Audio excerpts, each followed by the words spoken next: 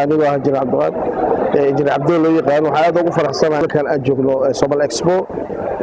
ay dad badan ka soo wada qayb galeen oo ka dhacay BBS Mall waxa halkan la kulmay Salaam Somali Bank oo ah bangigii ugu horeysay aniga aan account ka furtay waxaan goobjoog ku ahaa furitaanka Djibouti sidoo kale Muqdisho wax badan baan kala soo shaqeeyay Salaam Bank long time waqti aad fog ah maanta waan ku farxay halkan ayadoo aan ka fikiray inaan ka dalbado kaar waqti inay igu qaadato ama inaan Soomaaliya u aado ayaa si fudud halkan ugu helay tiimkii ka socday bangiga oo facilities-ka ay fududeeyeen Salaam waa bangi aan ku kalsoonahay si fiican rag badan asxaab lahayn ay ka mid yihiin ragga ka tirsan